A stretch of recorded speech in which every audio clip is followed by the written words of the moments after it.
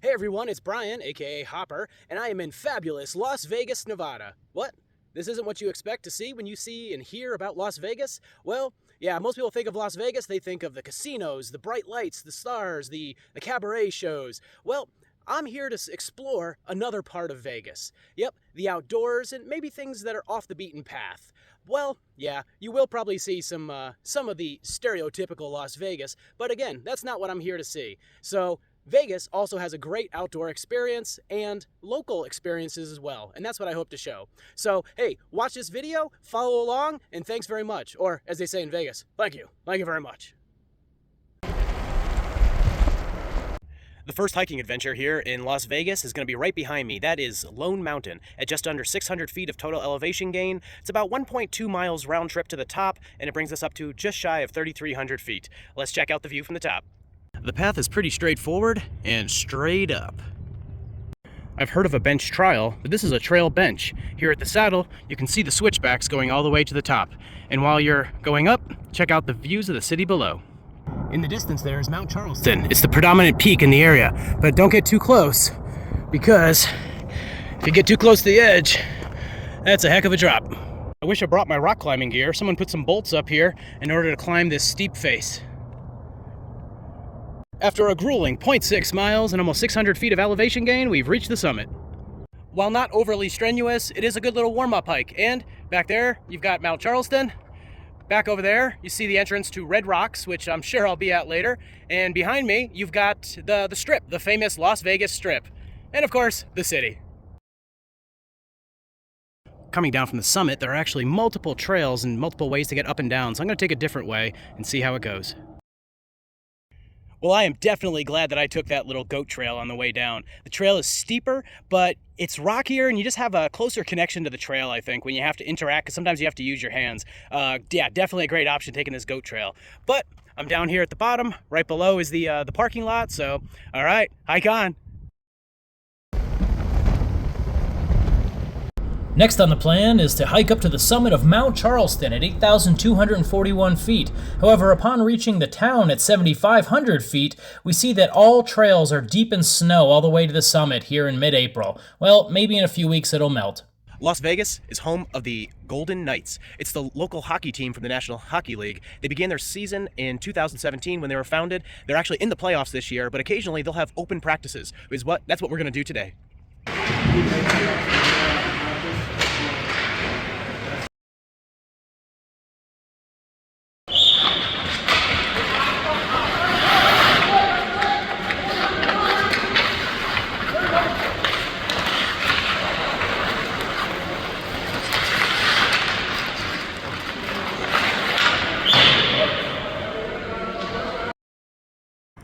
Even here in the desert, there can be farmers markets, and that's what we have every week here in the northwest part of town between 2 and 7.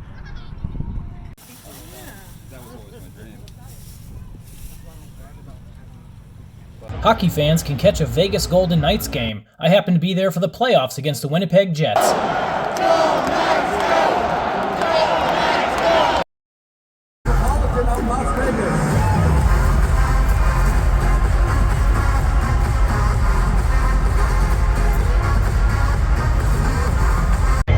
Hey look, free post-game nachos. While Vegas won the game 5-2, I'm really wishing my Chicago Blackhawks will remember how to win games so they too can be in the playoffs next year. Let's steal a police car! Woo! Just to the west of Las Vegas is Red Rocks National Preserve. It's a national park where it is very popular with bicyclists, hikers, and even rock climbers. They have a 13-mile loop that goes all the way around and offers access to a lot of hiking and trails and just everywhere you want to be in the outdoors. It's definitely a must-see in the Las Vegas area.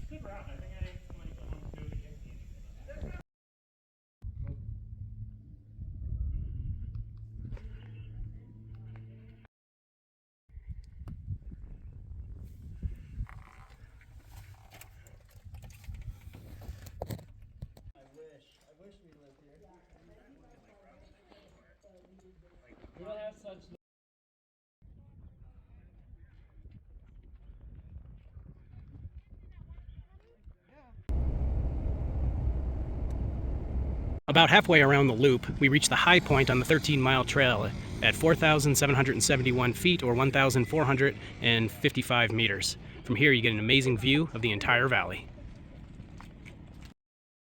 About 120 meters off of the main road, there are some petroglyphs that could be thousands or even millions of years old. No one knows their exact origin, but they historically mean a lot of important things for the native peoples.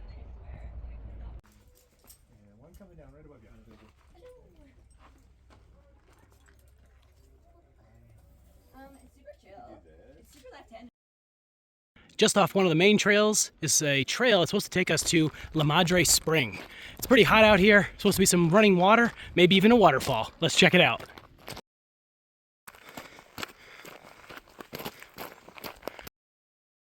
Well, this is a good sign. We've got active flowing water. Okay, so I go up La Madre Trail and I get to a point that's kind of like a waterfall because the water is just pouring out of this rock. And I think on the map, that's what they consider the spring. However, I heard sounds of water flowing further upstream, so I continued. And yep, there's a trail. The water continued further upstream. And of course, I ran into other hikers and they're like, oh yeah, you just got to keep going. Everybody stops there. Keep going, keep going. And you get to this point here and you have this amazing view.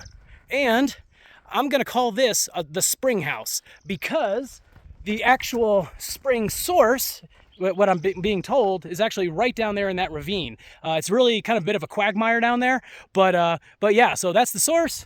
You got the spring house here and this amazing view. Coming down from the spring house and the spring source, the water kind of goes through this valley, which flourishes all this vegetation, but you can't really see the water very well yet. This is actually your best view of the spring flowing as it comes out of the rocks here.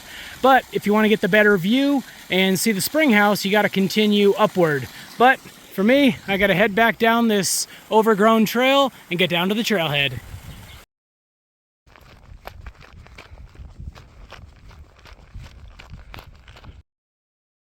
All right, we are back at this trailhead, and hey, I just want to stress the importance that spring may not have been as spectacular as other springs we've seen, but very important to the Native American people in this area, as well as all the wildlife that are still here. Next up here in Red Rocks Canyon is Icebox Canyon. It's supposed to be, let's see, they call it an icebox because it's always cold in there. Apparently the sun never shines. Yeah, I guess there's other places the sun never shines either. But it's kind of late in the afternoon or middle of the afternoon, so hopefully it's going to be a little bit cooler. It's supposed to be a waterfall and some bouldering and some scrambling. Should be fun.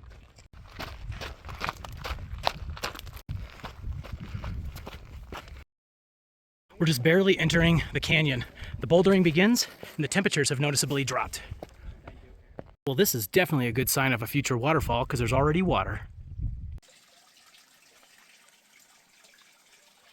It looks like we've reached almost at the top. There's a body of water for swimming if you really want to, but more people are up top, so I gotta see what's up there. Okay, this is looking back down. That could be slippery when I go back down. Luckily there's some water to hopefully catch your fall, and these young bucks are already up here. The hard part is getting back down. As you can see, people lined up trying to make the traverse back. But up here, this water is ice cold, but check out the view. Okay, I survived the steepest part of the down climb, but I still gotta get back to the trailhead. We are almost back to the trailhead. Okay, this is going to wrap up our day here in Red Rocks National Preserve. Originally, I came just to do Icebox Canyon, but the loop is a one-way loop, so I stopped off at Calico 1, the petroglyphs, and then El Madre, and then finished off with Icebox Canyon. All of them were great. I think the best was definitely Icebox Canyon.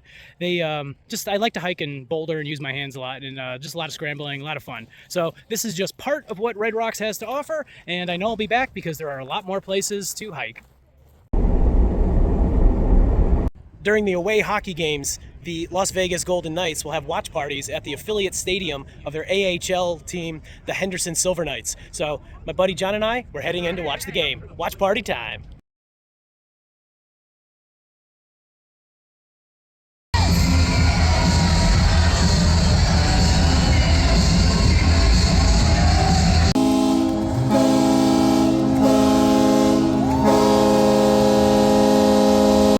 Las Vegas Knights official sponsor Circa Hotel and Casino also hosted a free watch party to fans at their outdoor pool.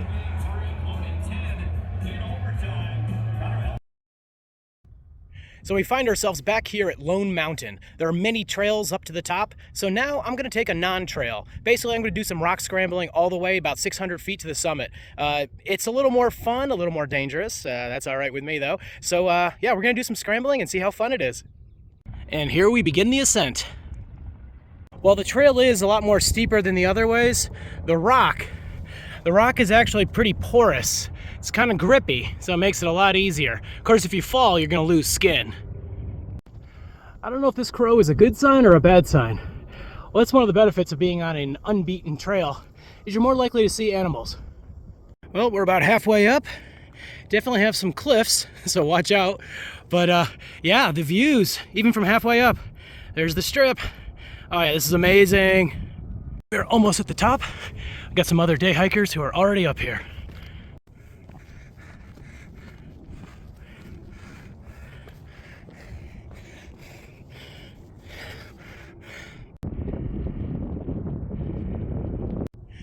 As much fun as that was going up, the rock was pretty grippy. Again, 80% of all accidents happen on the way down, and yeah, you definitely don't want to fall forward on a downhill. The penalty is just too great, so I'm going to take the regular route down, and look, you got some day hikers coming up already, so yeah, and then maybe do a lap or two, just for fun.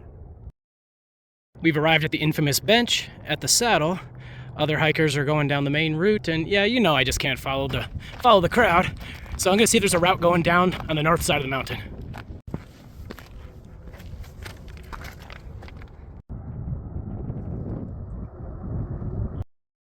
The down climb on the north side is actually pretty easy, and it brings us right back down here to the main trail that goes around the entire mountain. Now it's time to do a lap or two around this thing.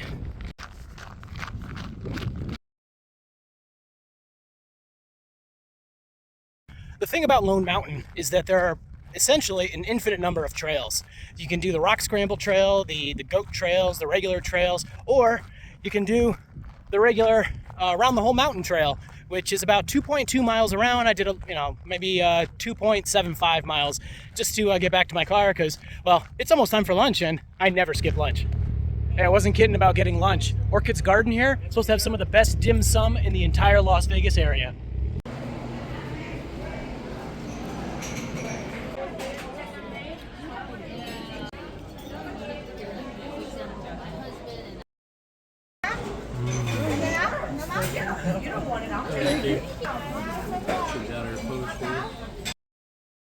Okay, you know the food was good when everyone that worked there had really broken English and there were no tourists. So I am a big, fat, happy Buddha right now, and yeah, check out this place. I recommend it. While typically not my usual scene, I still had to check out the Fremont Street experience once. Fremont Street is a street in downtown Las Vegas, Nevada that is the second most famous street in the valley after the Las Vegas Strip. Named in honor of explorer and politician John C. Fremont and located in the heart of the downtown casino corridor, Fremont Street is today and was the address of many famous casinos such as Binion's, El Dorado, Fremont Hotel, Golden Gate, and Golden Nugget. Prior to the construction of the Fremont Street experience, the western end of Fremont Street was the representative scene for Las Vegas that was included in virtually every TV show and movie that wanted to depict the glittery lights of Las Vegas. The abundance of neon signs, like Cowboy Vegas Vic, earned the street the nickname of Glitter Gulch. It's also known for street performers that prey on tourists, so always verify prices before getting a picture taking with any of the scantily clad street performers. The crowd can get a bit drunk and wild late at night and on the weekends, so please keep that in mind. Okay, we find ourselves back here at Lone Mountain. As you can tell, I really like this peak. Even though it's only like 600 feet of elevation gain, there are so many different ways to get up the mountain. I just hiked a little bit of the ways up, but if you remember earlier in the video, there was that part where the people would hook up their mountain climbing gear and the ropes. Well, I'm going to do a little free solo climbing up that. And yeah, that should step up the challenge a bit. The approach up so far has been relatively easy. Only had to use my hands a couple of times. But the approach up to the summit's about to get a lot more challenging. Just down there a little ways while climbing, I came within 3 feet or about 1 meter of a bee swarm. I guess there was a nest there. As much as I wanted to take a video of it, I executed the technical climb maneuver of getting the hell out of here maneuver. But now, going up.